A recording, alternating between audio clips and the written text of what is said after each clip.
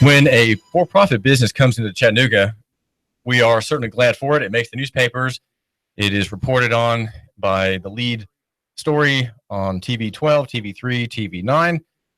And the general feeling that we get on hearing the news is that, well, more jobs are going to be created. We all think in terms of jobs when it comes to hearing about a new company coming.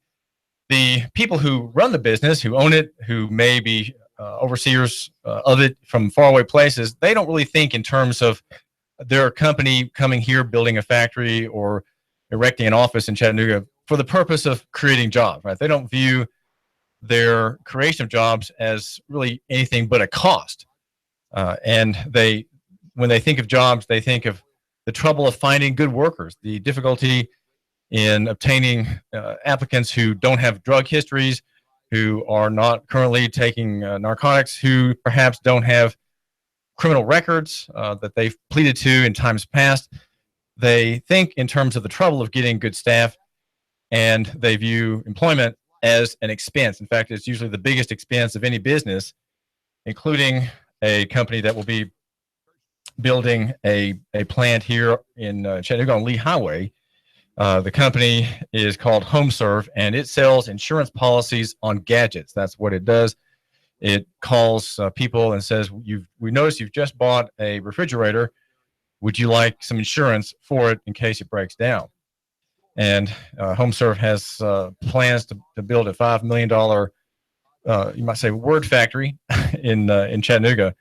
And to do so, it won unanimous approval of the city council and the county commission for a break in the tax it will be paying for the privilege of having a building here. And the tax burden is going to be relieved either fully or in part over 5 years. The first year, it will be 100% tax break, no property taxes for the first year, and maybe other types of impositions as well. And then in the second year, it will pay only 25%, and in the third year, it'll pay only 30%, and in the fourth and fifth year of the agreement, it will pay only half. So it goes down from 100% break to a 50% break in the last 2 years. And that is as an inducement, that is an invitation, a favor to that company, which is owned by people elsewhere, and it has the idea, its owners have the idea of coming here so that it can have the lowest cost for its operation, and that it can, of course, find people to work in the call center, because what you're buying in the end are very compliant people who are employees. They're in the master-servant relationship, and they have to have a good voice. They have to speak properly, more or less, and then serve that company. The stories that have been published in the Times Free Press indicate that the average wage will be $39,000, probably about $30,000 once you take in withholding and the like, for 192 positions. Of those, 133, according to the story, May 9, will be production level positions. In other words, those are people who produce the sales. They're producers, they're salesmen, and they follow the script to win someone to say, well, yes, send me that email with the attached form, or yes, I will go to your website and fill out the application. These production workers, the stories indicate, will be paid $35,000 a year, and that is in the from the people who read the pilot agreement. Pilot means, what does pilot mean? It is payment in lieu of taxes, and those scaled payment in lieu of taxes agreement that the company signs agreeing to add these jobs in exchange for the reduction in taxes. Well, you run a local business, I run a local business, and there are many others who do as well.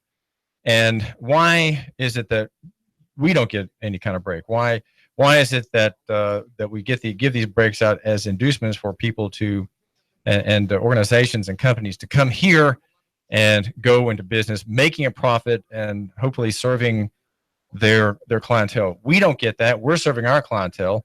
Yes, we are trying to make a profit too. And for small businesses or startups, the issue really isn't the profit. The issue is just covering the expenses, right? Keeping the expenses down, providing enough service, and having enough sales force oomph to get new business, right? To cover the expenses, so the cash flow in the startup covers all the expenses. That's what you want to have, not have to rely on investor capital or to borrow even to run your business. And you, my listener, you have a business. Why are you not getting a tax break? Why is it that newcomers do? And we hope to hear more about this question just a little bit later in the program. This is David Tulis. I do thank you for giving me just a couple of minutes of your time. The County Commission is meeting this morning. Hamilton County, named after Alexander Hamilton, the stalwart sidekick of General Washington and President Washington, who drafted many of the articles that made up the Federalist Papers. He was the one arguing with James Madison for the Constitution, and had in view what we now have. I think he would not have envisioned what we have today in the bankrupted, cartelized national government, the war-making, intervening imperial government that we have in Washington, put there by Republicans and allied Democrats. He wouldn't have imagined that, but he did want the foundation of what the national power now sits on, and that is a strong national government. He was very much against the broken, as he saw it, broken Confederation, where the central power in Washington had no power at all. It really couldn't do anything except by, I think it was unanimous consent of the states.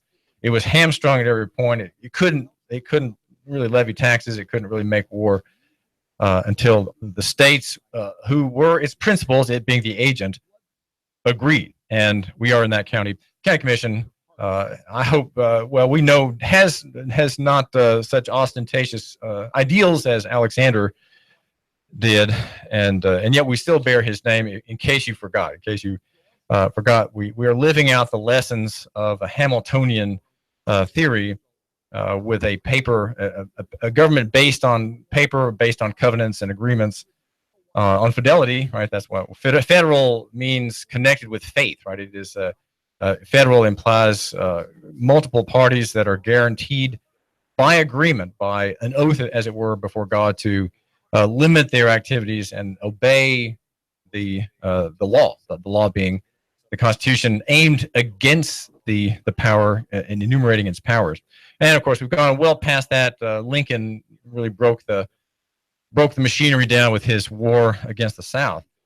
And his victory, as we are even this week, his victory echoes in the bombardment and the smoke of the battlefield, in finally felling the stone and steel statues of General Beauregard and General Lee and President Davis, all of whom now are gone. Right, they've been leveled by the withering fire of cultural Marxism and political correctness, which rising from the lips of many black residents of New Orleans convinced the government to exercise the firepower of the crane and steel, the steel ropes that lifted those eminent figures from their plinths there on various parks in Louisiana. We are under a national power, which in many ways I would say is unlimited in its use of power against the people. Right, the power is always against the people. Now there may be those in the parties that say, well, we exercise power to protect the people, to defend them, to make their lives better, to make their lives richer, to unify us as a people. Right, we want to be a great nation. We want to be one people. We have a great future. We have a glorious past. We fought the good war against tyranny. We have withstood the tides of communism and conquered it, and so on. These are all the kinds of things that we can hear. And, I'm confident you, my listener, when you hear such blandishments from the lips of politicians and speech makers, you roll your eyes and you wink at your wife and you say, well, we're hearing more of that kind of very fresh malarkey. It's very, very fresh. And it's been tilled lately and watered. And we know that it's the best kind. Well, this is David Tulis, and I'm glad you're giving me just a couple minutes of your time here. We are live on Facebook, and we're still on Facebook vertical, and hoping that we can resume horizontality at some point. And also, we're live on YouTube, and you can check out to see whether the smartest guy with the bow tie has done a good job on bow tie selection. Jeanette, my dearly beloved wife, did not. She was preoccupied with getting out of the house early this morning on an errand, did not inspect me. But I think if your wife looked at me, she'd say it's okay. David can pass today. We'll let him by without the excoriation of the type proper on other days, right? Not today. You can save me the call at 800-8949. 800-8949. You don't have to call that number to complain about my bow tie. So I would be very grateful. Now in the court action in Tulsa, we have the vindication of Betty Jo Shelby, the officer who executed Terrence Crutcher near his car. Her pretense, her defense, the argument that won the jury's heart and mind was that she feared for her life, and she feared also. The story in the Wall Street Journal says that he was under the influence of a narcotic. Now, how she could have thought that and apprehended that as she aimed her pistol, her taxpayer-funded pistol at this citizen is not clear. But she was vindicated in her execution of Terrence Crutcher. That is out of Tulsa, Oklahoma. And we have to consider stories like that as a warning. The only reason that she felt threatened is because she was there and her colleagues were there in a military setting. They had militarized the setting. They were there with guns. It need not have been that way at all. They all have bullhorns, officers, and they seeing that there was a problem with a man with his car parked diagonally in the street, and he was in some unclear state of mind. It could have been that they just kept their distance, say, "Sir, excuse us. Are you all right? May we approach?" And in that way, rather than assume the worst, assume that as he was going back to his car that he was reaching for a weapon. Right? Why would anyone assume that? Well, you assume that only if you are armed and aiming. That's when you assume such things. When you are armed and you are there not in a public safety purpose, but you're there belligerently. And that is why he lost his life. He provoked his own death. That is essentially the Betty Jo Shelby defense. He provoked he caused his own death. He didn't do what he was told, and therefore his life was rightly, statutorily, defensibly, and extrajudicially and summarily taken from him. And Terrence Crutcher may have had some illegal narcotic in his vehicle, but again, that is irrelevant. Those are all irrelevant points. Whether he was rational or not, what may have caused that, also could not have been known by the officers. What they should have done is they should have followed the reform principles that we would like to find out, whether reform principles which exist and which have been discussed already, and which we would like to find out whether these ideas, 4 points, have any interest on the part of the committee that is going to be looking for a new chief here in Chattanooga. Fred Fletcher will be having his last day. He's been here for 3 years, and he's done what he could, I suppose. And the committee is looking for his replacement. And now Andy Burke, the mayor, does not care about reform. He's not trying to win the vote of minorities by reform. That's what would happen if he took up the cudgel, if you will, the argument for reform, for a partial pacification of the military side of policing. Then he would have much support for his vote if he sought a third term in office as mayor. And that would be because these reforms favor the poor. They favor the poor because it's the poor and the about 25% of people who end up in jail. Probably that percentage applies those who have rough encounters with police officers. They are having an episode of some kind. Think of Chris Sexton, shot down by Hamilton County deputies near the Tractor Supply store and the Diesel Off-Road Technology store inside Daisy. He was having an episode and had lost his temper and had lost his ability to reason, and so that justified his death. Right? He was shot down by a fusillade of bullets. He was hit probably a dozen times by sheriff's deputies aiming their service pistols at him. People who are having mental problems don't need to be shot down. They need to be dealt with a certain deference to human life. That is something that the mayor could be asked if people could just find him. He's not publicly available. Should be asked about. And perhaps if you, my listener, have gone through the arduous process of seeking an interview with the mayor, you might be able to bring that up. Say, well, Mayor, what about the reform planks that could be put in front of candidates for police chief?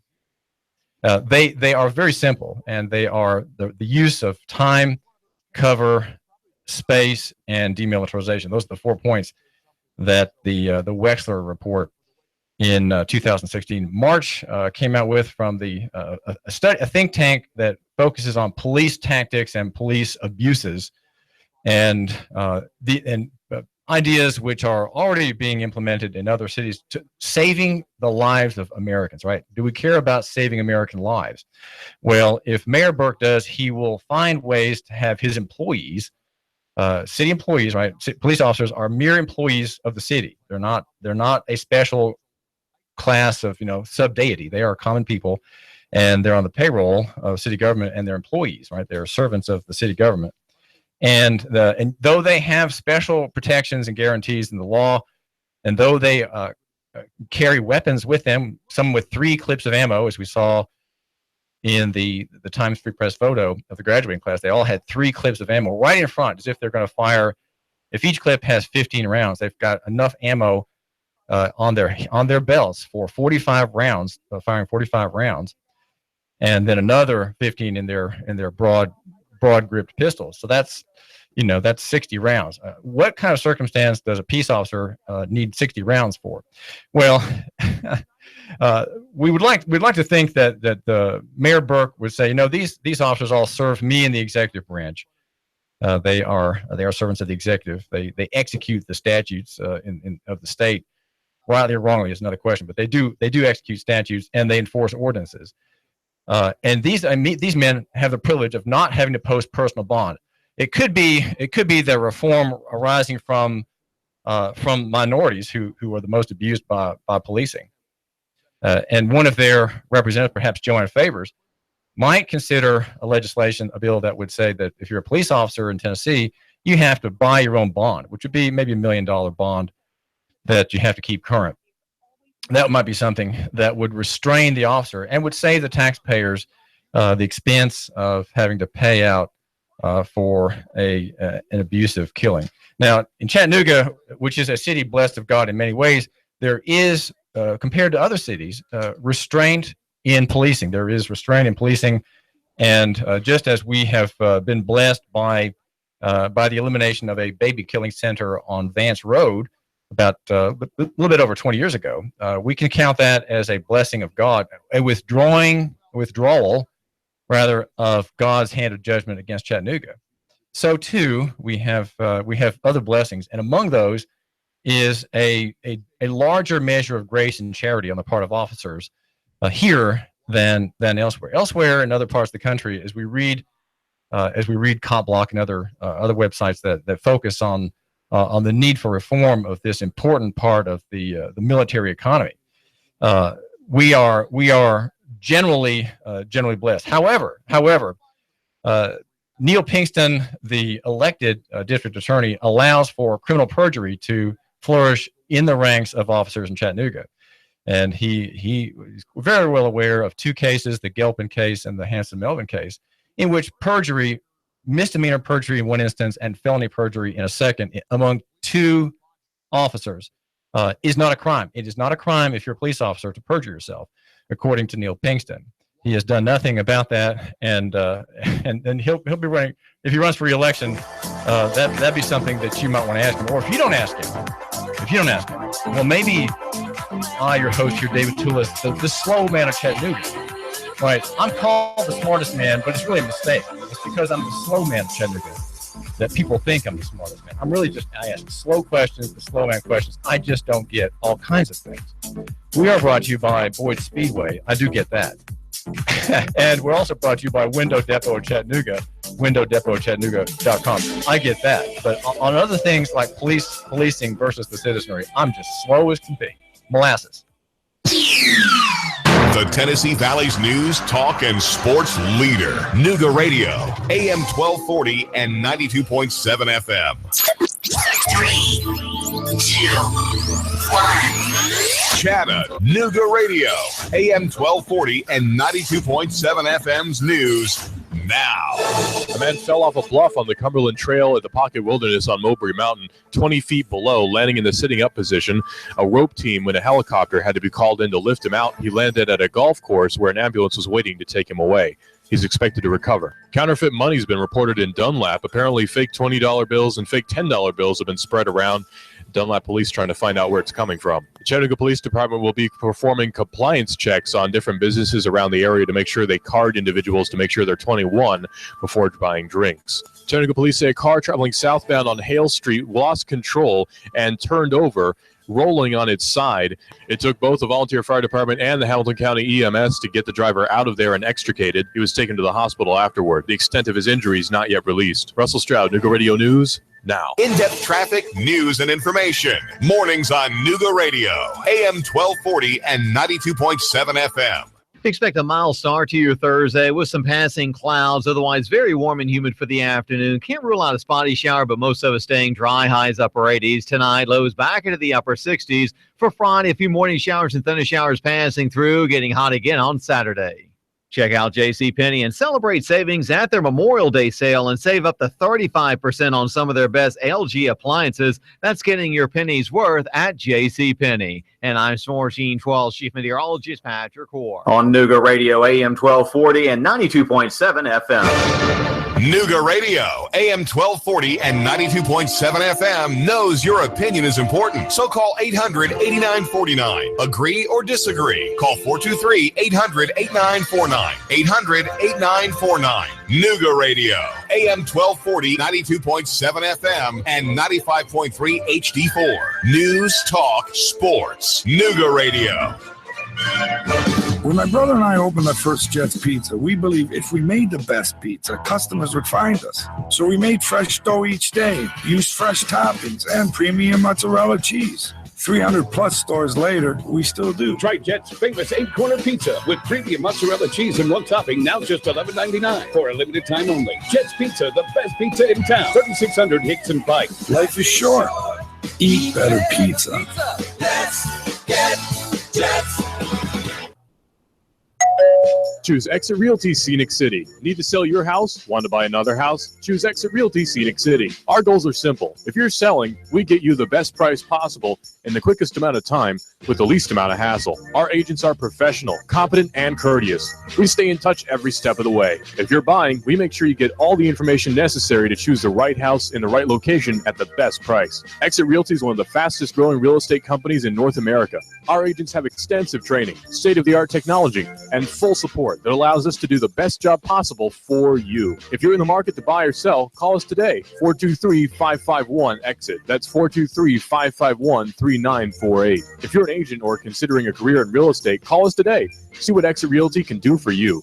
No desk fees, residual income, technology to the max, and people first. Call us today, 551-EXIT. That's 551-3948. We're located at 7610 Hamilton Park Drive, just off the Bonnie Oaks exit.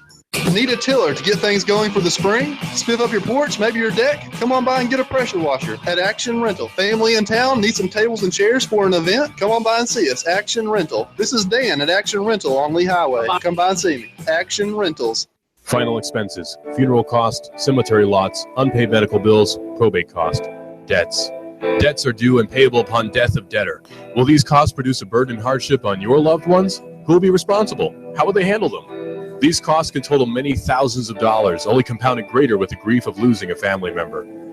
A safe and secure way to provide for these costs is with an affordable life insurance from Covenant Group Insurance and Financial Services. Covenant Group is a local company with local agents. Covenant Group still makes house calls. Covenant Group only represents A-rated companies. With many options to offer, Covenant Group can accommodate almost any budget. Great discounts for good health and plans available for impaired risk. Call today for a free, no-obligation consultation in the convenience of your home. Call Steve or Jada at 423-855-8484. Call today, 423-855-8484.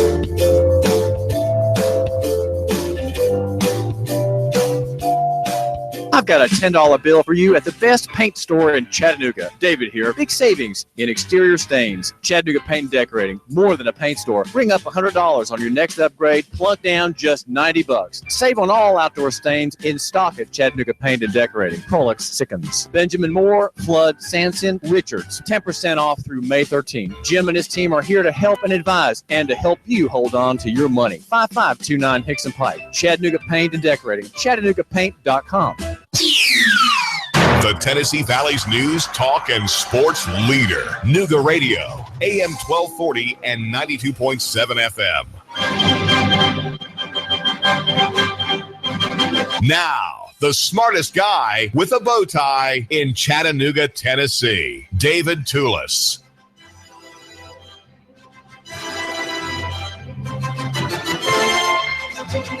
I enjoy reading about the local group Chattanooga Organized for Action Verbs. And now, according to the Chattanooga Times-Free Press in today's editions, a new organization formed to further the work and to be an ally and colleague and friend to Chattanooga Organized for Action Verbs. This group is called Chattanoogans in Action for Love, Equality, and Benevolence, or CALEB. And it's going to have a summit, according to the story, to address, as it says, the story's rising housing and energy costs and inequality in education while promoting best practices from within the community. One of the organizers is Steve Main. He's the chairman and also a union man working in the painting and trades. He says, we want to make space where we can talk about adult things without worrying about what your end of the spectrum thinks. I guess he's talking to the newspaper editor and views that as in the opposite end of the spectrum from his own efforts.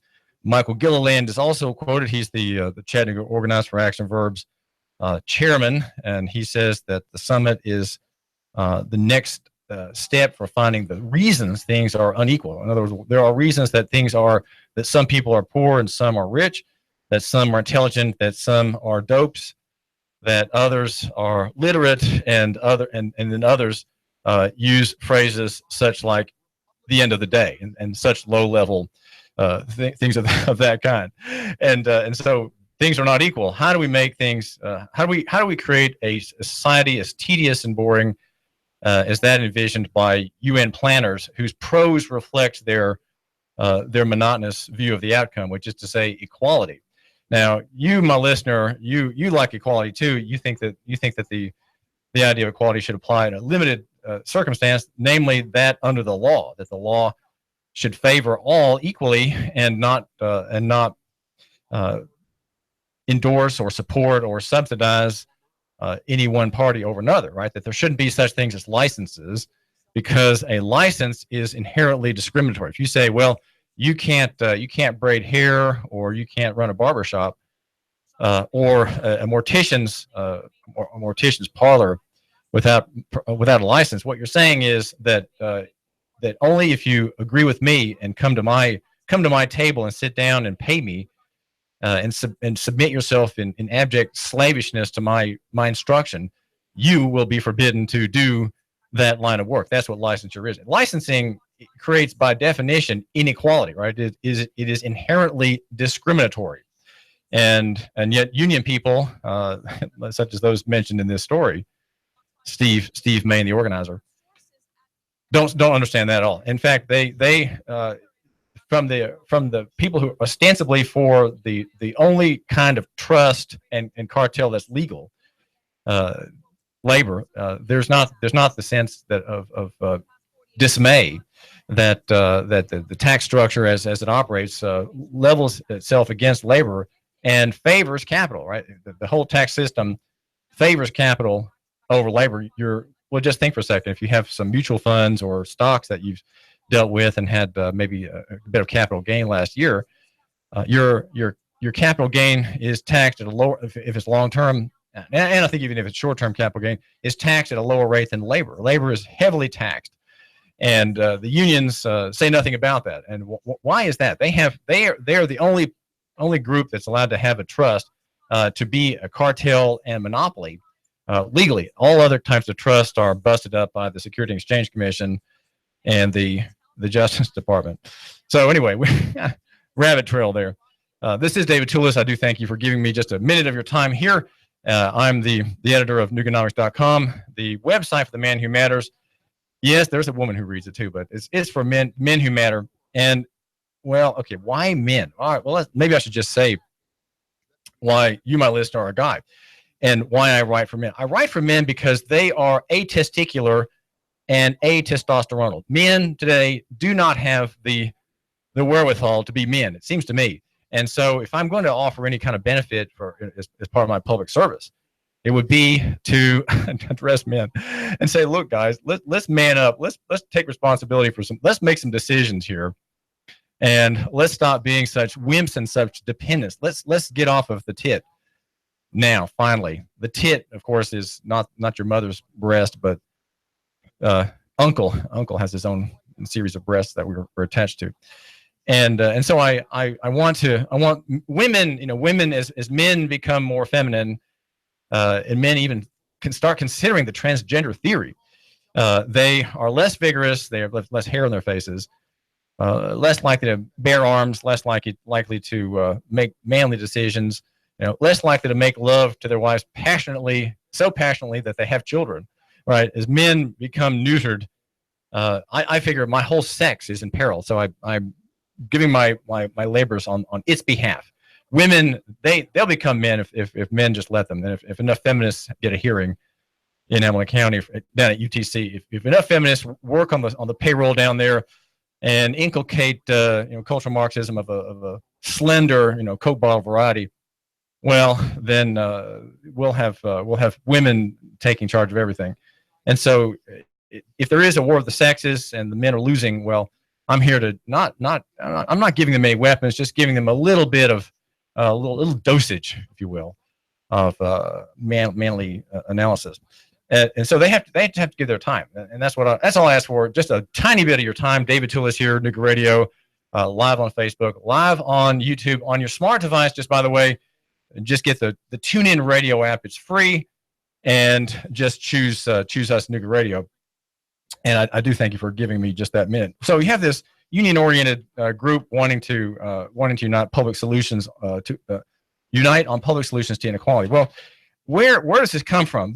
These are in a lot of ways these are kind of Christian heresies, and Christianity is the most remarkable system of thought in history, and it has spawned the whole Soviet Union, the whole Chinese experiment in redistribution, the great turning over by Mao, costing millions and millions of lives in Cambodia. In the monuments of skulls and those fields, the killing fields outside of Cambodia. Those all come from Christian heresy. People who take some idea in Christianity and run with it with their own, putting in their own laws, if you will, rather than accepting God's laws and God's limitation on humankind.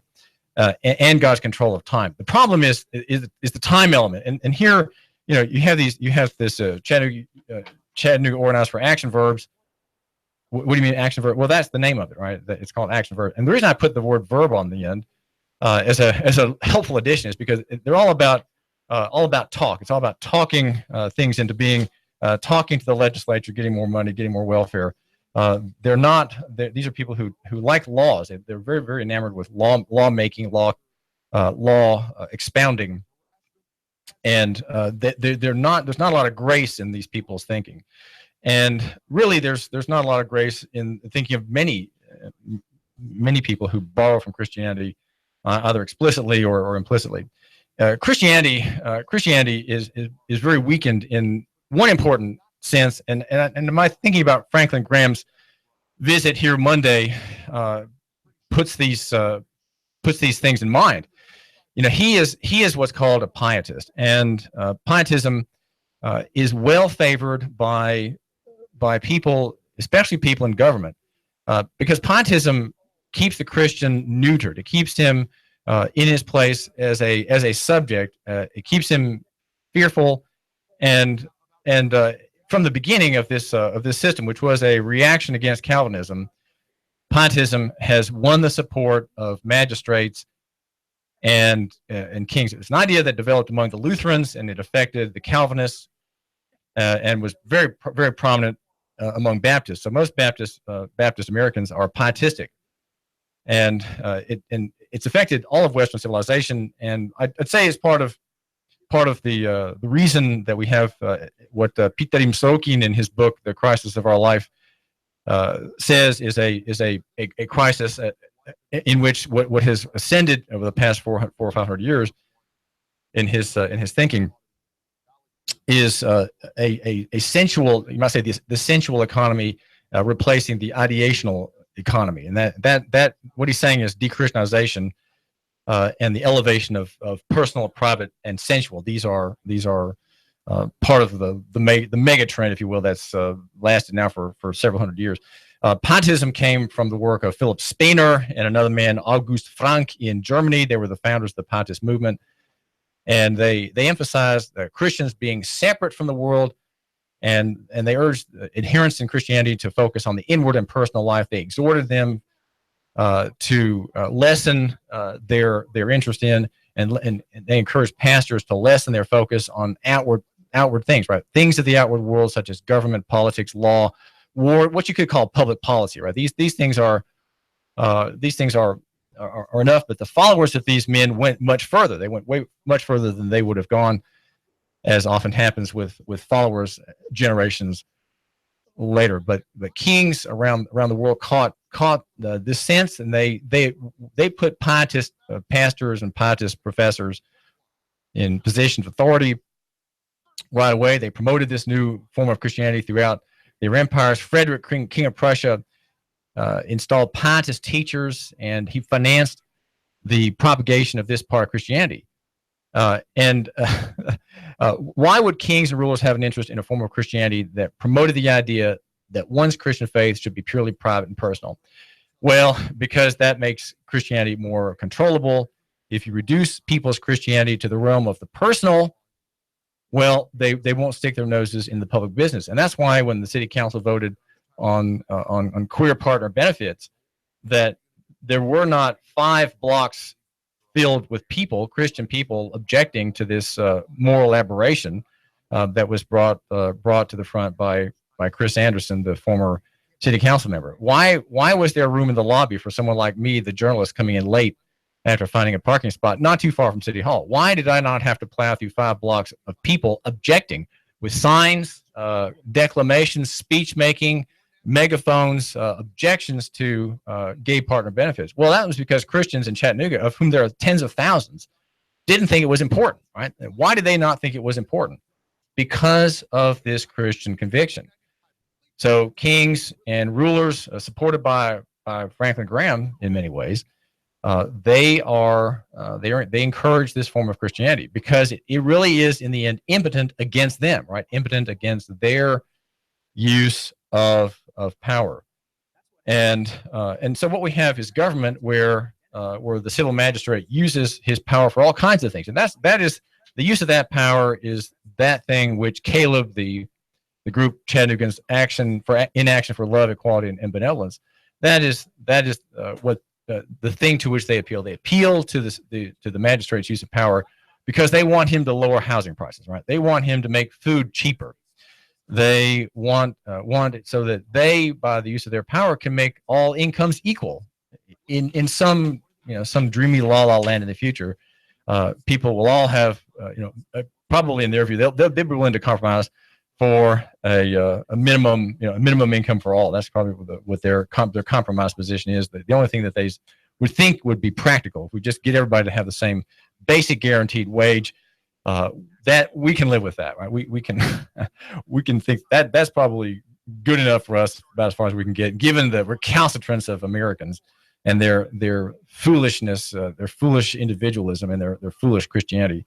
We can't go that far. But Christianity really calls for government by God of the nations. If you look, for example, in Mark chapter 11, my house shall be called a house of prayer for all nations, right? And when Christ departed, he said, go therefore and make disciples of all nations. That's Matthew 28.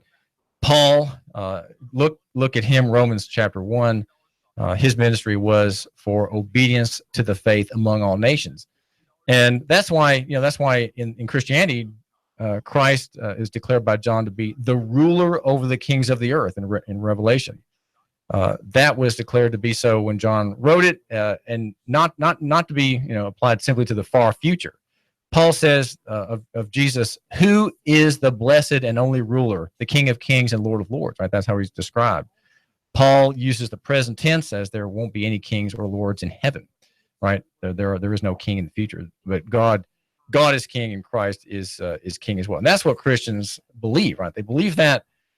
And Matthew Henry, the commentator, says the principal intention of the Great Commission is to disciple all nations. Do your utmost to make the nations Christian nations. That is the argument in Christianity. And so it's not just, Christianity doesn't have just a personal interest. And that's why when I read about reform, when I read, say, Joel McDermott in Atlanta, who's a writer who writes for American Vision, and he has his book called Restoring America. That's why he, in a lecture series premised on that book, he talks about the kind of work that's done by Helen Burns Sharp here in Chattanooga is that kind of work, that if there is to be a restoration of limited government, of self-government, that there has to be a real concern about the use, say, of taxation. Now, there are other reforms that need to come with taxation, and I think if we eliminate half of the budget because we've eliminated public schools, when we finally recognize how pointless they are and how ridiculously expensive they are, given that we have the internet today, right? Given the fact that the PDF has destroyed the university, we have public schools hanging on for several more generations until recognition finally arrives among the voters, and they're voted out. You cut the budget in half and cut the tax by half. Then you're starting to see the prospect of the blessing of a free market, where the taxes are lower, people will come, right? Why do people come to Chattanooga and Hamilton County and Tennessee as a whole from faraway places such as Connecticut or California? Well, they come because it's a low tax state, and even the income tax on investment income and bank interest is being phased out. That the whole income tax is on its way out. Tennessee is getting rid of its inheritance tax. So here you see some things that are very favorable to the future, and a realization that the state can prosper itself by minimizing its impositions upon the private, well-intentioned and for-profit and customer-seeking decisions of business and entrepreneurs in the state. So Tennessee will draw people here, and it will do that over time more and more so as it understands that it needs to get out of the way of the people. It needs to reduce itself so that the people might be enlarged. And that process is a long-term process, but we are at the end of the era of centralization. That era is ending now, and it's going to take several hundred years for it to completely unwind. But in the future, your great-grandchildren will live in a much freer city and county than you do. And that's because this process of devolution and decentralization will put power back into local hands. And those people in the locales may decide to use it, right? They may continue to have a high tax rate for unprofitable and atheistic schools that view children as behavioral science subjects, right? As management fodder. Or they may say, well, we don't have to have these schools, just like we don't have to have fluoride in the water. So we're getting out. We're getting out, and we're going to be free here. We're going to let people make their own decisions. We're going to free up capital. We're going to free up money, free up capital. so that we don't have to have our decisions overriding the private decisions of families and communities and groups, right? Groups form together religiously. They form together under various pretexts, like Mercy Junction Church. We're reading about that today. That's a grouping of people who are very like-minded, right? And let those people make their own decisions on things previously, which we've spent tax money for. Let them decide. Let there be a Mercy Junction Christian school, right? Mercy Junction Christian welfare ministry. I have no doubt that group, even though it's in the paper today for a dispute over evicting two religious fanatics, if you will, it could do a very good job in giving the Christian example, right? Giving away things to the poor, caring for the lost, caring for homeless people, really expressing Christian charity as its members are wont to do. Even though they are part of the liberal wing of Christianity, they're doing many things right. This is David Tulis, and I think in the future, here in the Hamilton County and Chattanooga, we want to think in terms of reducing the scope of government, right? Not being pietists who think that we have no concern for these issues.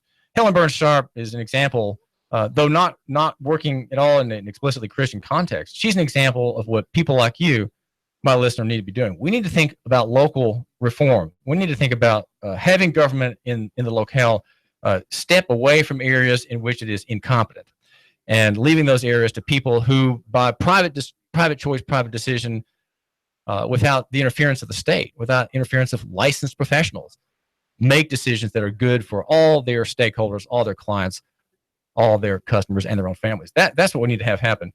And so what really takes for public office is, I'd say, Christian humility. If you have Christian humility, you'll probably be a better city council member, a better Hamilton County commissioner than if you don't have that, right? Christianity gives people great fortitude, gives them courage, and it makes people who adhere to it submissive to God. That is to say, careful about his will, careful about equity, which is the basis of Christianity. It is Christ's resurrection is the basis of Christianity. But equity is a principal foundation in Christianity. Let's put it that way. That is very pro-market. That's very pro-family, pro-marriage, pro-woman, right? Pro-black, pro-minority, pro-immigrant. These are the things that you find in Christianity. I think we need to have more of it, less pietism, more acting out Christian thinking in the public square. David Tulis. The Tennessee Valley's news, talk, and sports leader. Nooga Radio, AM 1240 and 92.7 FM. iBuyChattanoogaHouses.com, Chattanooga's premier house buyer. Do you have a house you need to sell fast? We are buying. Call us today. We are local folks. We will buy your house as is, no repairs needed. We will give you a cash offer and close on the day of your choice. Call us right now, 423-834-7321. Need to sell a house fast? We are buying. Are you experiencing one of these situations? Inherited a house you have no need for? Behind on your property taxes? Nightmare tenants making your life miserable? Too many repairs needed and don't have a desire to fix? Behind on payments and facing foreclosure? Recently divorced and need a way out of the house? Never really wanted to be a landlord and just want to cash out?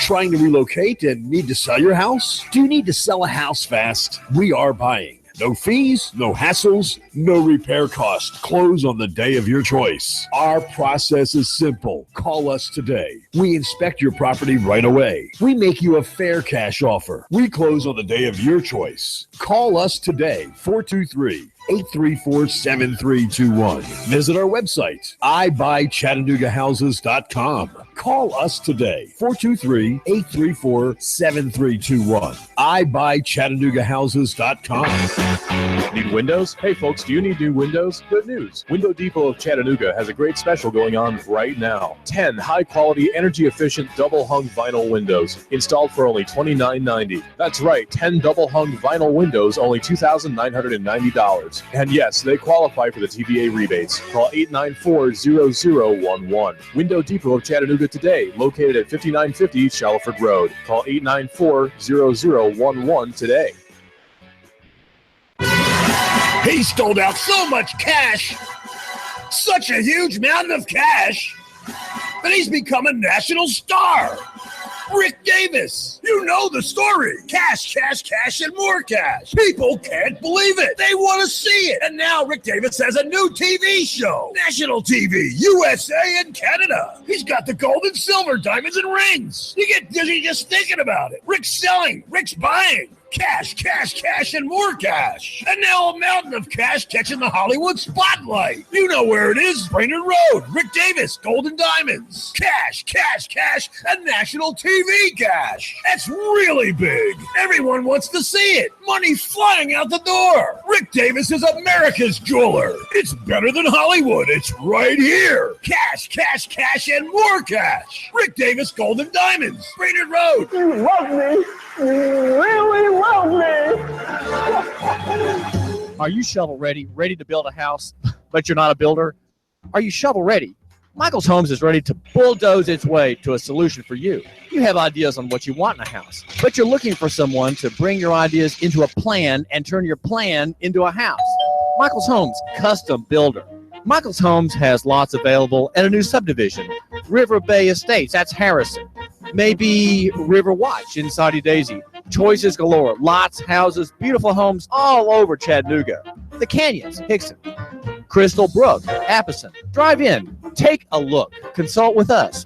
We build on your lot or ours. Homes-Chattanooga.com. Call 423-413-9929.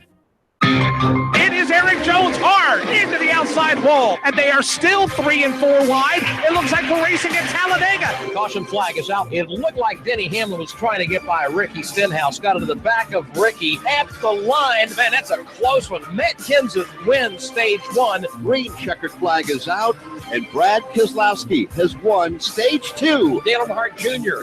into the wall. That will bring out the caution. Caution waving once again. And again, it's Dale Earnhardt Jr. involved. Oh, trouble. Ty Dillon has gotten turned to the inside of the racetrack, and Clint Boyer has just nailed him. Matt Kenseth falling back, the field storming by. Something wrong. Now we see sparks from Kenseth's Toyota. Larson chucks him off. Coming off turn number 2.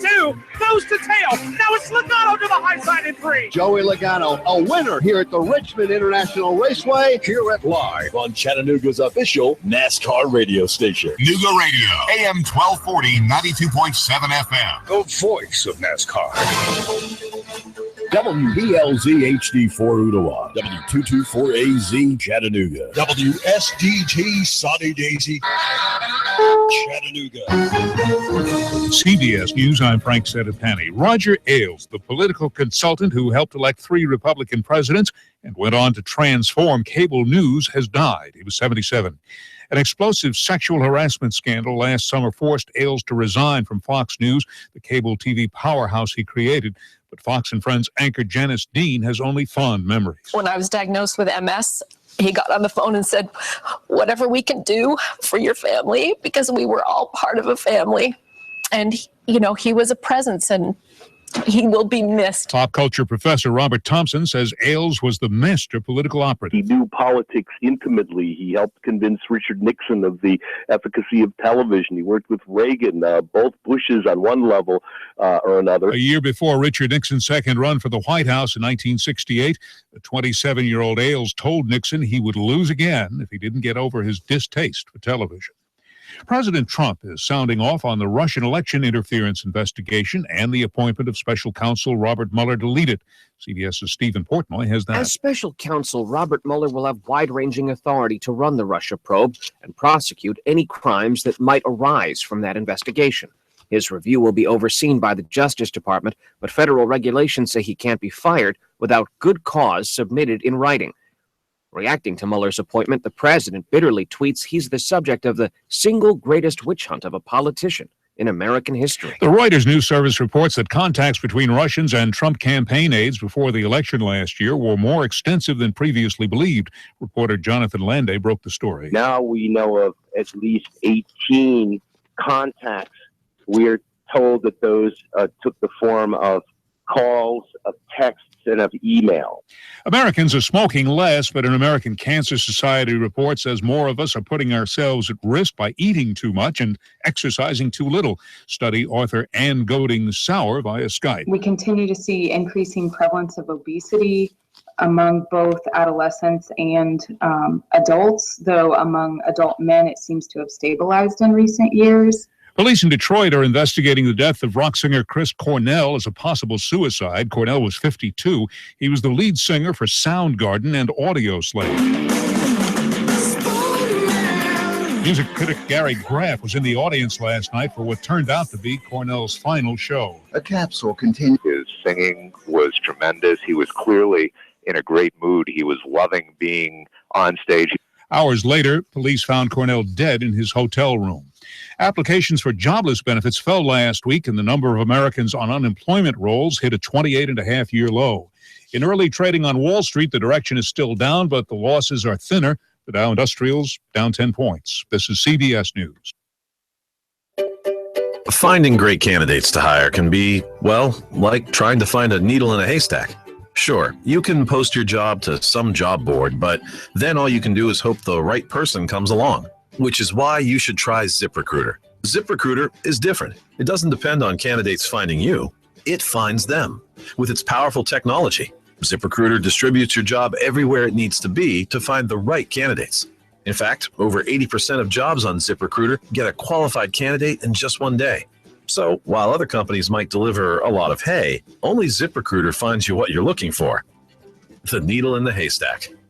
Used by businesses of all sizes, ZipRecruiter offers the most qualified job candidates with immediate results. And right now you can try ZipRecruiter free. That's right, free. Just go to ZipRecruiter.com/start. That's ZipRecruiter.com/start for your free trial. ZipRecruiter.com/start. A weight loss balloon could be just what the doctor ordered for people hoping to shed pounds. CBS's Larry Miller has the story. A capsule containing a balloon swallowed by obese patients, then filled with water, results in an average weight loss of 33 pounds after just 4 months. It then passes out of the body naturally. The device makes people feel full and is an alternative to expensive gastric surgery. The study was presented to a European medical conference. The gastric balloon is already being used in Europe and the Middle East. It was developed by a U.S. company, which will be seeking FDA approval. Larry Miller, CBS News, London. In a new Associated Press poll, older whites were nearly twice as likely as African Americans to say they have enough squirreled away for retirement. Older whites were more likely to have IRA, 401k, and pension accounts and Social Security benefits and inheritance money. Frank Settipani, CBS News. Nooga Radio, AM 1240, 92.7 FM. 3, 2, 1. Chattanooga Radio, AM 1240 and 92.7 FM's news now. A man fell off a bluff on the Cumberland Trail at the Pocket Wilderness on Mowbray Mountain, 20 feet below, landing in the sitting up position. A rope team with a helicopter had to be called in to lift him out. He landed at a golf course where an ambulance was waiting to take him away. He's expected to recover. Counterfeit money has been reported in Dunlap. Apparently, fake $20 bills and fake $10 bills have been spread around. Dunlap police trying to find out where it's coming from. The Chattanooga Police Department will be performing compliance checks on different businesses around the area to make sure they card individuals to make sure they're 21 before buying drinks. Chattanooga police say a car traveling southbound on Hale Street lost control and turned over, rolling on its side. It took both the volunteer fire department and the Hamilton County EMS to get the driver out of there and extricated. He was taken to the hospital afterward. The extent of his injuries not yet released. Russell Stroud, Nooga Radio News, now. In-depth traffic, news, and information. Mornings on Nooga Radio, AM 1240 and 92.7 FM. Expect a mild start to your Thursday with some passing clouds. Otherwise, very warm and humid for the afternoon. Can't rule out a spotty shower, but most of us staying dry. Highs upper 80s tonight. Lows back into the upper 60s. For Friday, a few morning showers and thunder showers passing through. Getting hot again on Saturday. Check out JCPenney and celebrate savings at their Memorial Day sale and save up to 35% on some of their best LG appliances. That's getting your pennies worth at JCPenney. And I'm Smorgine 12 Chief Meteorologist Patrick Hoare. On Nooga Radio, AM 1240 and 92.7 FM. The Tennessee Valley's news, talk, and sports leader. Nooga Radio, AM 1240 and 92.7 FM. Now, the smartest guy with a bow tie in Chattanooga, Tennessee, David Tulis.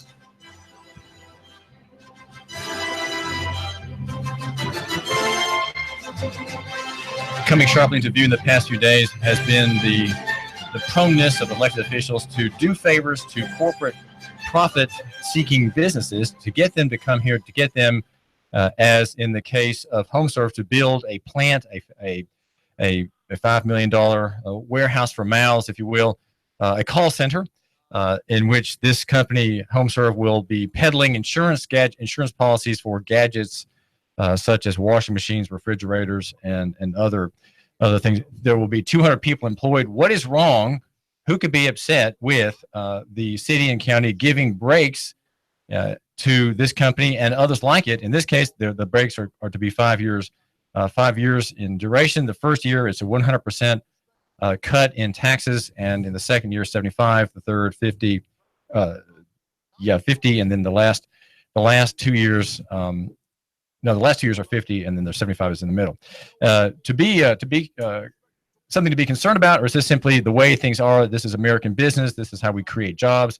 After all, the Chamber of Commerce has its obsession in a way, the creation of employment in the county and in the city. Well, there are those who criticize this proneness, this custom, if you will, that has gone for years in what are called the pilot and the TIF programs, and the watchdog for this, the growing value to taxpayers in Hamilton County and growing value to elected officials in her work is Helen Burns Sharp.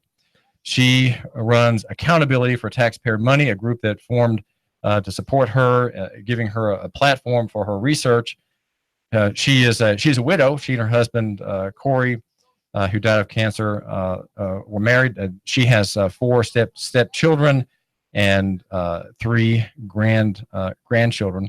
And she lives downtown in a condo and has a great deal of interest in the use of taxpayer money through not money that are direct outlays. We're talking here about money willingly not received, right, Helen? It's not that checks are being written; it's that money's not going to be collected. That's correct, David. Well, the listener thinks, well, what's wrong with that? Here we're going to have 200 more jobs in Chattanooga, and eventually, HomeServe will pay taxes. Who can be upset about these slight favors in the short term? If I could, let's go back to sort of the big picture concern that our group, Accountability for Taxpayer Money, has about these tax abatements. And the concern is that twofold. One, a tax equity issue that I think we need to be really careful if we're giving tax breaks, that we realize that there are other good businesses and individuals in Hamilton County who are not getting tax breaks. So we need to have a good reason. And secondly, it's sort of a social justice concern because there are a lot of needs in our city and county. And if we don't collect property taxes from certain businesses, then that's money that we can't apply to roads and police and fire and urban neighborhoods for crime and things like that. So that's sort of the overriding reason we think we need to look at this. As an organization, we are not against all tax breaks, and we make that very clear. But what we believe is that we need to be more strategic, that we need to have some policies in place to help guide us to decide when it's a good idea and when it isn't a good idea. And there are 2 primary sort of overarching criteria. One is public benefit. How significant is the public benefit is measured in jobs and investment and wages. And the other, and I hope we can focus some in our conversation, is what's called the but-for test. The but-for test says, but for the tax break, we wouldn't locate here or expand here.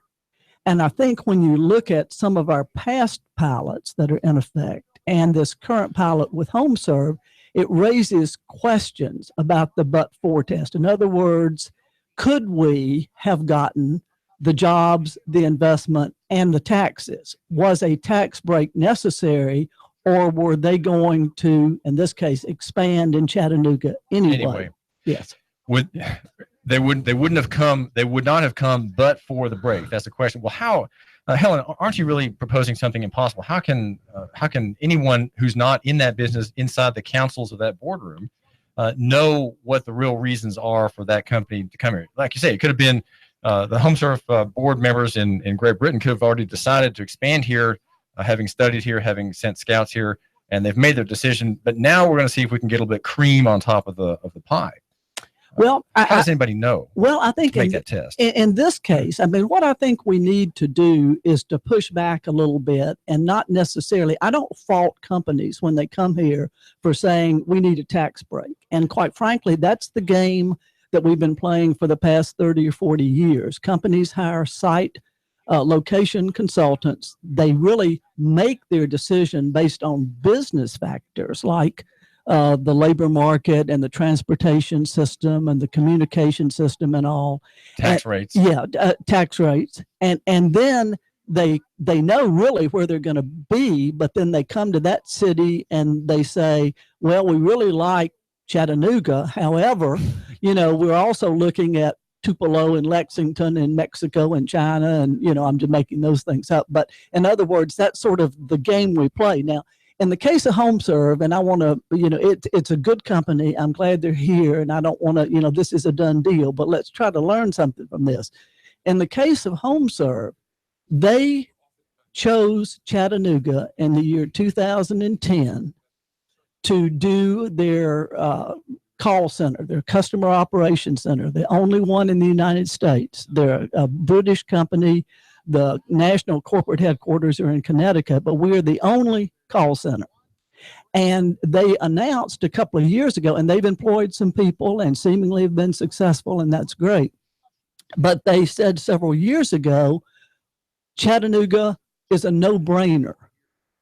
The workforce, the communication system, and read into that EPB, fiber optics, they're a call center, et cetera, et cetera. So they basically said, we want to expand in Chattanooga. They said that a couple of years ago. Well, now it's time to expand. They've decided that they're sort of full at their existing office park and they want to build a new building.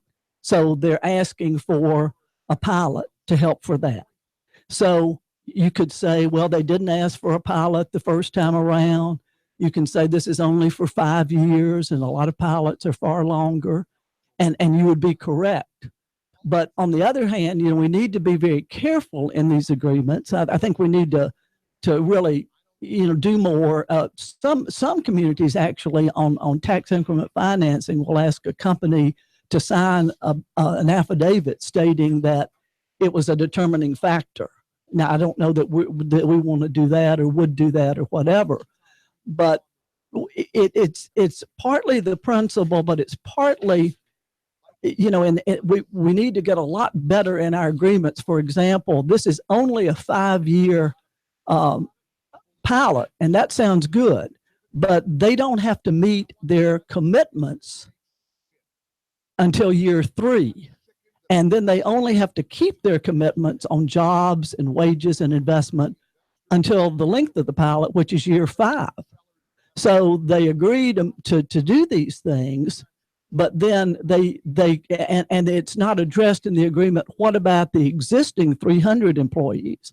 Are those jobs to be retained in addition to those that are to be hired? So we need to get better in the agreements and tightening them up so that if they don't meet, and I have no reason to believe this company won't, but if they don't meet their commitments, that we're able to what's called claw back and get some money back for the taxpayers who are helping to subsidize. Well, aren't clawback claims or clawback provisions discouraging of business? One does not know one's business necessarily 5 years out. One does not know profit. One does not know cash flow, employment needs. Why do they agree to in other cities clawback provisions? And say something about how strenuous the clawback provisions should be, how heavy the penalty would be for not following through on the agreement. Well, it's they can be crafted. I mean, for example, in the Alstom case, we gave, as you know, Alstom had bought the old combustion engineering was locating here, and then they ended up closing at the end of last year, and it had been originally a $30 million tax break. We were forgiving $2 million a year.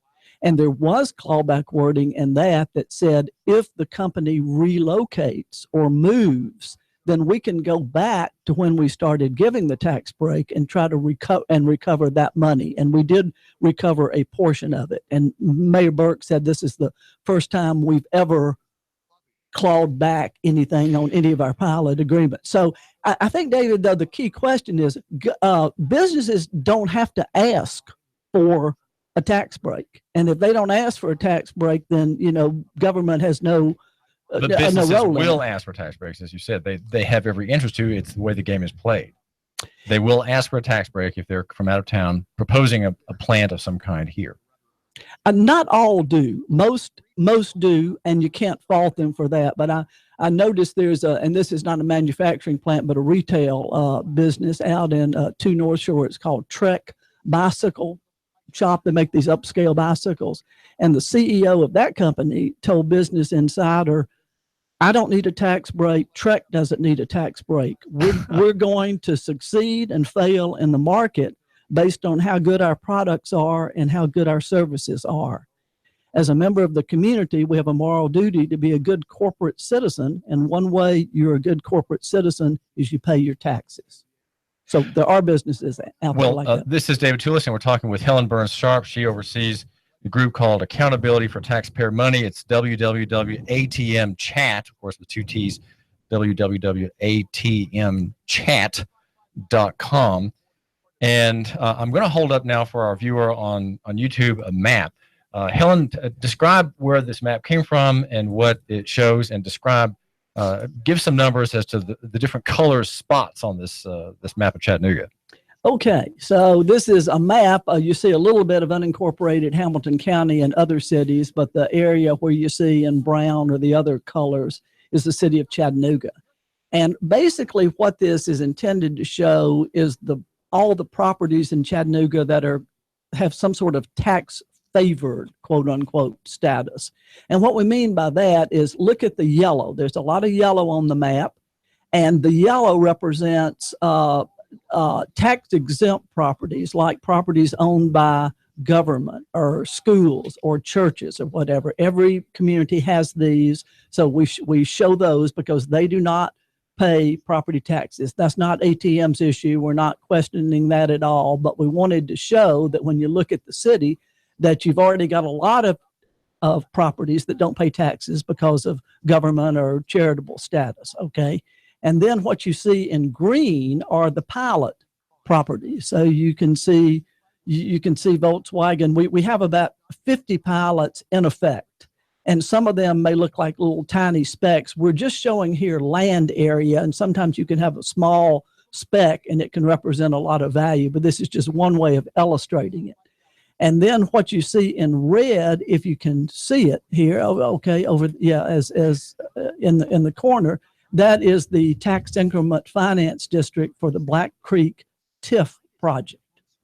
All right, what is it? TIF means what, and pilot means what? TIF means tax increment financing, and it is it's not a tax abatement. The people within a TIF area pay taxes, but the taxes don't go to support their services like fire and police and trash and things like that. They go to help retire the bond that the developer sought in order, in this case, to build the road up Black Creek or Etna Mountain at some future point. So that is what TIF is, tax increment financing. We only have one so far, and that is Black Creek over in Lookout Valley. We used to call that area Cummings Cove. And then pilot is an acronym for payment in lieu of taxes. And the way the pilot came, and so what this means is if a company gets a pilot agreement, that they pay much less in property taxes than they would if they didn't have a pilot. And the way the pilot came about is the state constitution basically says to city and county government, you can't treat taxpayers differently. So you can't say business A, this is what you'll pay in taxes, and a similarly situated business B, you can pay something different. Local government can't do that. But some years ago, there became sort of a backdoor way of doing it. And I don't want to be too hard on our legislature because other states have this mechanism too. But what we do is we transfer the ownership of the property to a bond board, the Industrial Development Board or the Health, Education, and Housing Board. They are tax exempt because they're a government entity. So they take title to the property if a company gets a pilot, and then the company leases it back for like $1 a year. So that's a pilot. It's payment in lieu of taxes. The payment in our case, I mean, we rarely charge them very much. Like I say, it's sort of a nominal amount. And so pilots let companies be here through this little ruse. They lease the property and they make their profit. Well, the listener still is wondering, well, if the company's paying $1 to buy the land back, is that somehow itself a favor? I'm explaining just in another sentence or two, Helen Burns Sharp, how that works. If the company leases the land for $1, again, that's just in to have the form, right? The bond board owns the land. The company is not going to pay a monthly rent for $10,000 a month or anything, right? No. Okay. Now that can be structured that way, but that's not something we've chosen to do. So, for example, Volkswagen, the Industrial Development Board owns that property. Okay, in the land, not the buildings. The land. Oh, we own the land, the buildings, and a lot of the equipment. It's a big deal. Okay, we own all of that, but then for I think $1, we lease it back to the company, and they, run the company. So it's sort of a nominal kind of thing. But I mean, they don't want us out there trying to run Volkswagen, and we don't want to be out there trying to run Volkswagen. Well, the listener has two questions. Number one, he wants to be refreshed in his memory, Helen Burns Sharp, as to the amount of state city benefit to Volkswagen over the past 10 years or so. And then number two is, how many pilots are there? What's the number of pilots we're talking about? Let me answer the second one first, if I might, David. We have about 50 pilot agreements that are currently in effect. And sometimes one company might have several pilot agreements. So that's not saying 50 companies, but 50 agreements, maybe 30, 35 companies right now have pilot agreements. I would guess we did our first pilot for jobs, or what we call industrial pilots, back in 1985. And I would guess that since that time, there have been over 100 that have been approved, and some of them have, are now back on the tax rolls and are successful businesses. And an interesting point, though, is that in the past 4 years, we've approved 20 pilots. So, we are still, and I think we'll talk a little bit later, I hope, about how I think we're getting a little bit better in what we're doing. But these still, and we've never, to my knowledge, I've been following this pretty closely for 4 years, and no pilot has ever been turned down.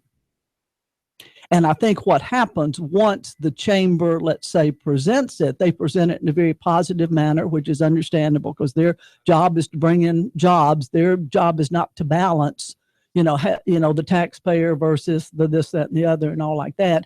And we, the local governments, have never given them policies to follow.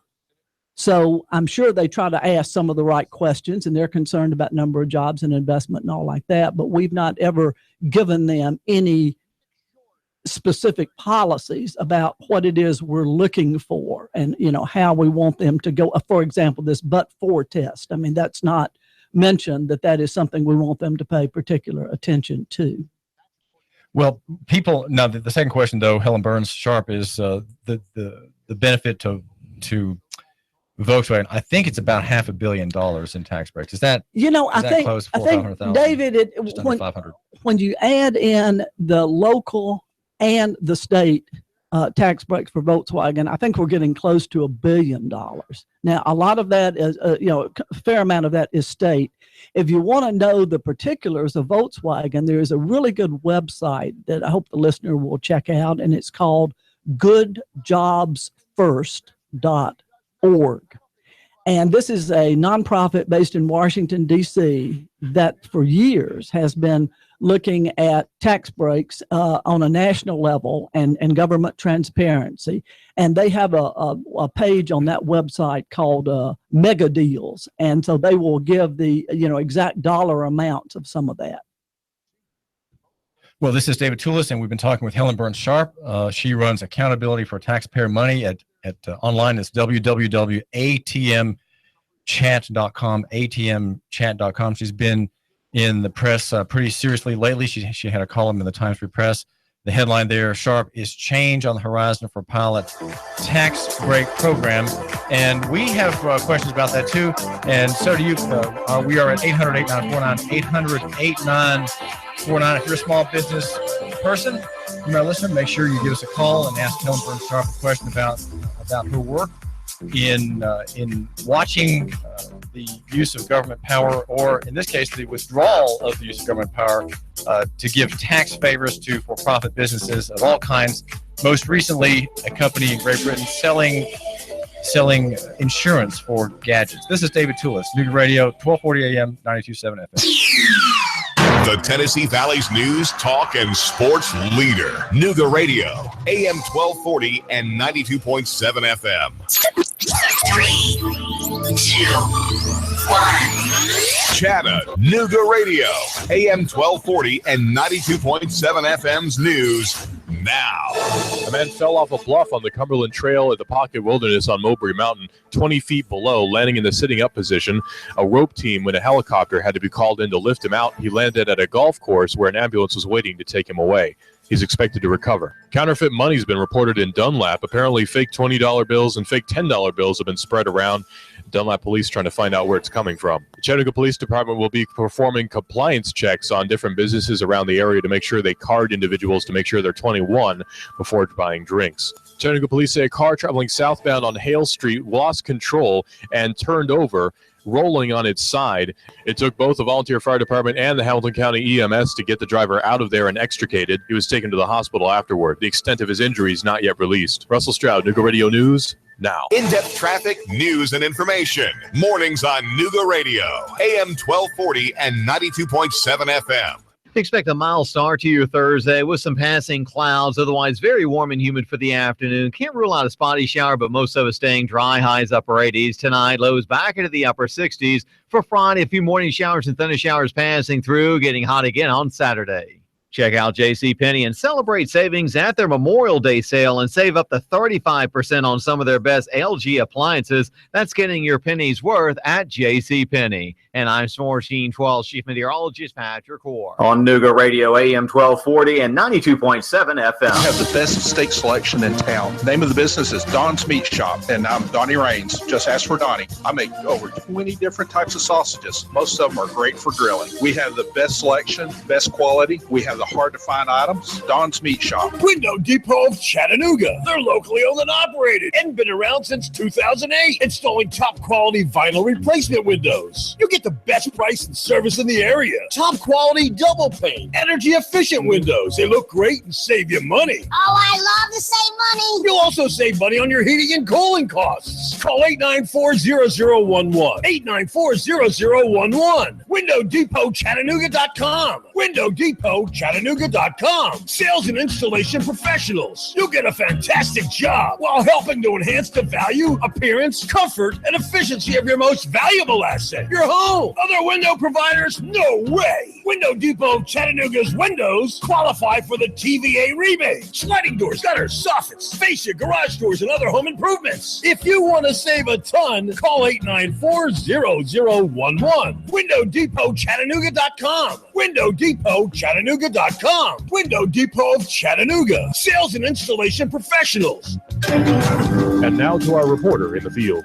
We asked Ray at Ray's Plumbing what's important for homeowners to know. Some field line systems can cost upwards of $10,000. The bottom line is to save yourself money down the road. I would definitely recommend everybody with a septic that is not on county or city sewer to have an inspection done by a qualified professional. It'd be great if nobody did inspections on them for all plumbing companies. That's what we do to make a living. Not to scare anyone, but it should be in the back of your mind. The danger is a field line failing and costing thousands upon thousands of dollars and tearing your yard up. By preventative maintenance, you're saving yourself a large headache that may displace yourself and your family. That happens more often than you think. The waste is designed to stay in the tank, and that waste will build up over time. Even with treatment, we have to help that waste break down. Ultimately, preventative maintenance is the key that will keep you from spending $5,000 to $10,000 on replacing your septic system. The bottom line is to save yourself money down the road. Call Ray at Ray's Plumbing, 421-6341, 421-6341. Competent, kind, caring, knowledgeable, experienced, great listener, great negotiator, in touch, accessible. If these are the characteristics you want and need in a realtor, you want and need Thomas DeMoss of Keller Williams Realty. Thomas is a very gifted realtor who puts the client's needs first. Whether you're buying or selling a home, Thomas is the realtor of choice. Thomas will help and guide you through each step of this very important process. For many of us, the purchase of a home is one of our largest investments and most important family and financial decision. Let Thomas use his 10 years of experience in the Chattanooga real estate market to give you the advantage you need when buying or selling a home. Buying a house? Thomas can help you navigate the emotional and somewhat anxious process of buying a home. For those of you who want to sell a house, Thomas uses his marketing and negotiating experience to help you sell your home for top dollar. Thomas is a local resident, raising his family here in Hamilton County. He knows the area very well. For many agents, real estate is a job. With Thomas DeMoss, it's a passion and what he loves to do. Call Thomas today for a no-obligation consultation. He makes the process as simple as possible. Call 423-364-0028 and visit his website, northriverpropertygroup.com. Need a tiller to get things going for the spring? Spiff up your porch, maybe your deck? Come on by and get a pressure washer at Action Rental. Family in town, need some tables and chairs for an event? Come on by and see us. Action Rental. This is Dan at Action Rental on Lee Highway. Come by and see me. Action Rentals. Nooga Radio, AM 1240 and 92.7 FM knows your opinion is important. So call 800-8949. Agree or disagree? Call 423-800-8949. 800-8949. Nooga Radio, AM 1240, 92.7 FM, and 95.3 HD4. News, talk, sports. Nooga Radio.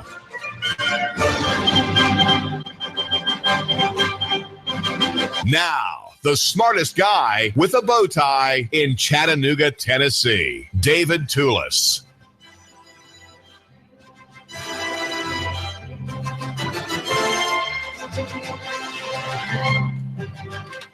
There's a report in the Knoxville newspaper about sexual harassment complaints at UT.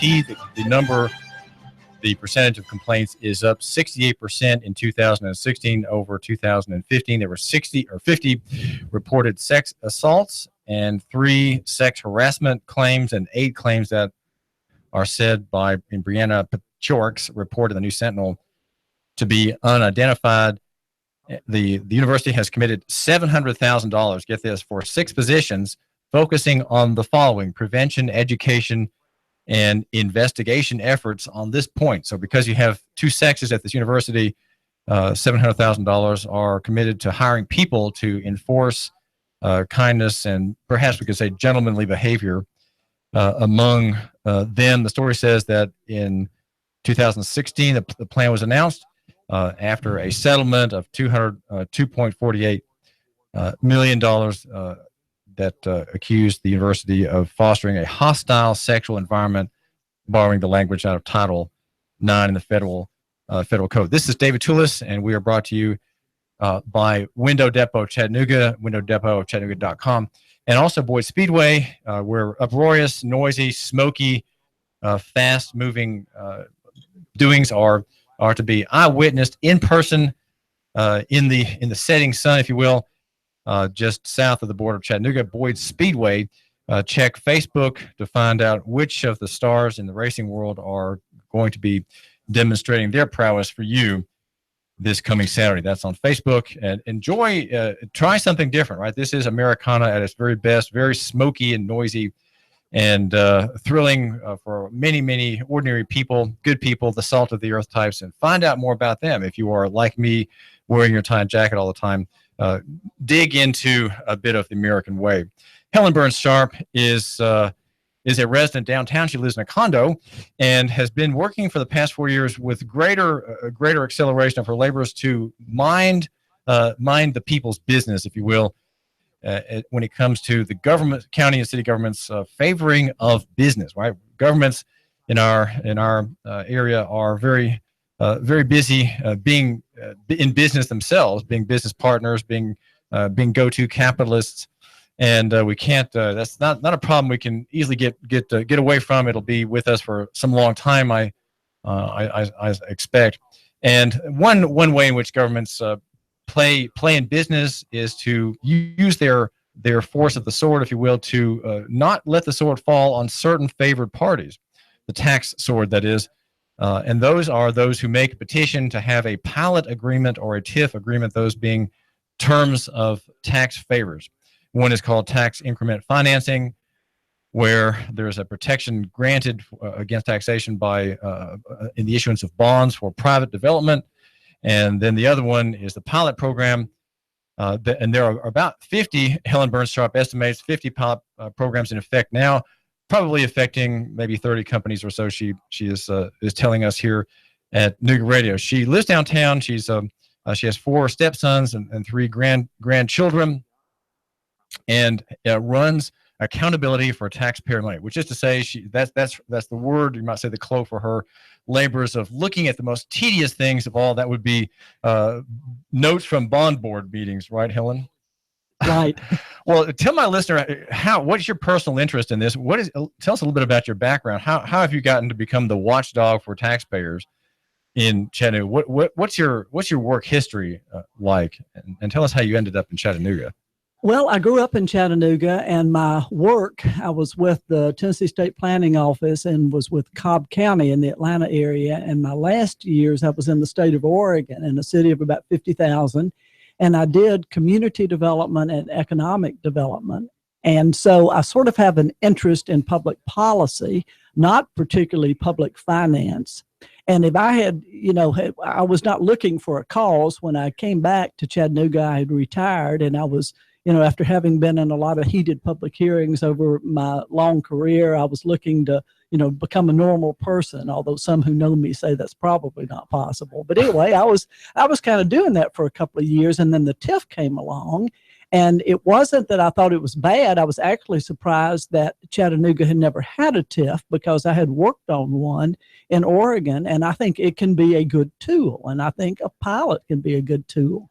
But the more I delved into the TIF, I realized that there were just a lot of questions that the elected officials were not asking and maybe didn't know to ask, that they were getting the developer's story as to why this was a good idea. And they made a convincing case apparently, but I started out being kind of a nice person and would say, had you considered, and you might want to ask for this, and you may want to build in some protections in case this doesn't happen and all like that. So anyway, I wasn't looking for this to spend all of my, my golden years on, but I've sort of gotten into it. But I think it really is important, because as I said earlier, it's a tax equity, it's a fairness issue, but also the social justice thing. I mean, if there are like $15 million that we didn't collect in 2016, and probably that number will go up as the Volkswagen expansion kicks in,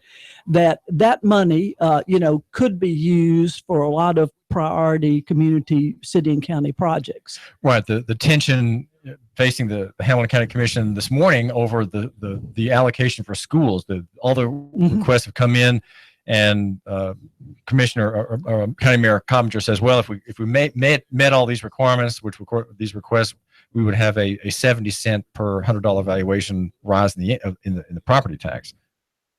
So you're saying if we had more money collected by taxation from these corporations, we might have less stress of that kind in the County Commission chamber today. Yes, and then if we could go back to Volkswagen for just a minute, I think that we can learn from what we've done in the past, and I do want to say, as I said earlier, that ATM does not believe all tax breaks are bad, and we really needed to give a tax break for Volkswagen because of the competition, because of the number of jobs, because of the investment, et cetera, et cetera. Now, just to back up, you mentioned a moment ago TIF, and our listeners just joining us is not quite sure what you're talking about. We have a map here in the studio, and at the bottom left of Chattanooga, in the limits of Chattanooga, there's this bright red spot. That is a very large block of land compared to other blocks of colored land on that map, showing tax favors and tax exempt lands. And what was that tax increment financing agreement about, Helen Burns Sharp? So that goes back to 2012, when some local developers asked for a TIF to provide for the government to issue a bond that they ended up buying, but that would help pay for a road up Etna Mountain in the Black Creek or Cummings Cove area. so that there could be development on top of that mountain. Why this is just a road? How many billions and billions of dollars would a road cost? What kind of money are we talking about? Well, this was a $9 million bond. So that was is that the ordinary cost of a road going up the side of a hill? $9 million. Well, I'm not an engineer. I mean, that seems, some people question that maybe that was a little on the high side, but roads up mountains, if you do them right, are expensive. You can argue that.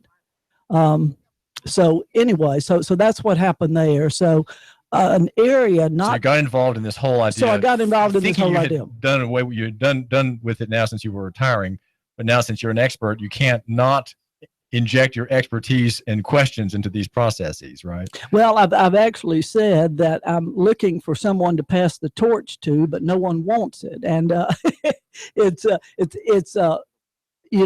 so wonderful. Like we had a group of about 15 people at the city council meeting wearing T-shirts that said "Adopt policies before approving jobs pallets." So we have a group, and they come out to meetings and all like that, and that's wonderful. It's not just me with ATM by any means. On the other hand, there is this tedious work of doing the research, and I think if we've had a little bit of credibility, is that we try to get our facts right. Well, if you gather together all the folders, manila folders, with copies and printouts in them, Helen, how thick a stack do you think it would be in the 4 years you have been working on watching the granting of tax favors? How thick a stack are we talking about? I've got 3 portable file boxes that are full, so it's thick. And so that means do you have to do open records requests to get this information, or do you simply go to the secretary of the bond board or other boards to get these details to study? In the beginning, it was very difficult to get this information, and no one really had it in one place. And our program for the jobs pilots is a little fragmented in that we've sort of outsourced that to the chamber, and they're good folks at the chamber, and they do a good job. Absent, we haven't given them any policies to follow. But it was hard to figure out where the records even were. What happened is a couple of years ago, there was an accounting rule. If anything's more boring than tax breaks, it might be accounting rules, but this has been really big news in this world because it basically says local governments beginning in 2017, you will disclose all of your tax abatements in your, what we used to call audits that we now call CAFRs. So anyway, and so these are publicly available. So now there's a really good website on that Hamilton County has, and the city of Chattanooga also has, where you can actually click on the actual pilot agreement.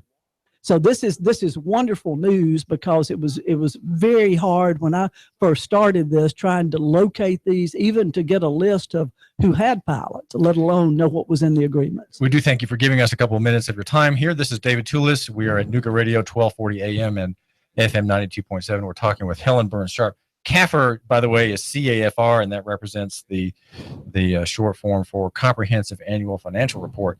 And one thing I've noticed over the years, Helen, is that reporters, journalists do not ever look at the CAFR. No one ever looks at it as a source of the baseline of financing for the city or the county. Both of them publish them. The ones out are about a couple months old now, and they are comprehensive. They show every down to the last dollar, every commitment, every loan. There may be some mystery still kept in them, but the CAFR, CAFR, is available for you, my listener. If you go online, just Google CAFR or Hamilton County or CAFR Chattanooga. Well, let me ask you a question about the sense of confidence in our economy by local officials. Helen Burns Sharp. Helen, do officials grant these tax breaks because they are not confident about our place in the world, in the economy, in the world economy, and the domestic economy? Why give out free space for absent of taxation if we are confident that we are really a great place to live with many amenities that should draw people here? So they're so good, are they, that they don't even think of asking for a tax break? Why do we give these tax breaks? It seems like we lack confidence in ourselves. I think you raised a really good point there. I grew up in Chattanooga. I remember the days of the dirty air, and I remember when we were kind of down on ourselves and wished we could be Atlanta, and now we're glad we're not. But we've come a long ways, and yet I think our economic development program is grounded in those early years where we were almost desperate, and we felt like we needed to sort of give away the farm to get anybody to come here. And now we're a highly desirable area. We have all sorts of things going for us, quality of life, infrastructure, transportation, labor force, et cetera, et cetera. But we still seem to think we have to provide incentives. It almost sometimes seems like to anyone who asks, although I bet the chamber would say that there are people that knock at their door that they say, no, we would not recommend you for a pilot. So I don't want to be too judgmental there. But I think we are sort of grounded back in that old, mentality of if we don't give a tax break, they won't come here. We saw this recently over the past couple of years with the housing pilot program, where we were giving pilots for housing for apartments in the south side of the downtown area, where the market was just absolutely sizzling. So the market was going to probably do this anyway. Here we go back to the but-for test. Would some of these things have happened without the tax break? I think so. And so we're giving breaks when you're suggesting, Helen Burns Sharp, that we need not have. So there are many things to recommend people to come here, to draw them to Chattanooga from high tax states or from other countries, to build plants, to build offices, or to rent existing buildings in Chattanooga. Yeah, ATM, your group, which is Accountability for Taxpayer Money, proposes improving the monitoring and enforcing of these agreements. Can you be specific now? You mentioned it before. What are some specific things, and maybe explain why the specific detail is important by perhaps giving an example?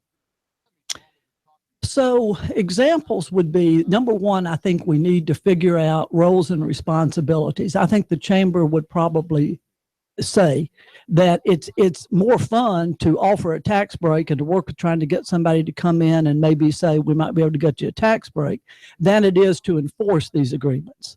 So we need to figure out who is actually enforcing these. Is the chamber really monitoring and enforcing, or is city or county government doing it, or has it just been sort of falling between the cracks? But we can be specific, much more specific in the agreements, and make very clear what happens if they don't meet their commitments, or if they do close, or if they do relocate. I'm a believer that we needed to give Volkswagen a tax break because of the fact that they were the catalyst, that they were going to bring in subsidiaries, the number of jobs, et cetera, et cetera. But I think we did not do a good job in protecting taxpayers within the agreement to address what would happen if Volkswagen didn't do that. So that's sort of one example. Another thing in these agreements, I think whoever's negotiating, and I think right now it's the chamber, and I think both the city and county mayors are involved early on. And then by the time it gets to the council and the county commission, it almost feels like a done deal, but I know there's a lot of work that's gone into it.